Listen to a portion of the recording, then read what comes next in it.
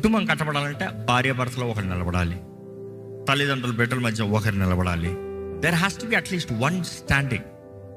ఈరోజు ఆ ఒక వ్యక్తిగా నువ్వు ఉండగలిగితే నిన్ను బట్టి నీ కుటుంబం మార్చబడాలని దేవుడు ఆశపడుతున్నాడు. దేవుడు కార్యం చేస్తాడు.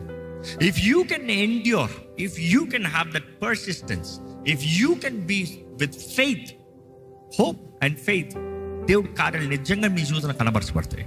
ఈరోజు ఈ ఆలయంలో ఉన్న మీకు అడుగుతున్నానండి, మీరు ఎవరిని ఆధారం చేసుకున్నారు? మీరు ఎవరిని ఆశ్రయం చేసుకున్నారు?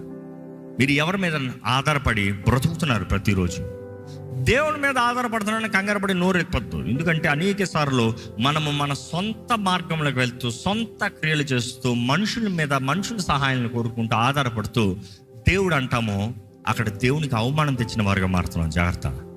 అనేక సార్లు లోకంతో స్నేహం చేస్తూ దేవుని మీద ఆధారపడుతున్నాం అని చెప్తున్నాం. దేవుని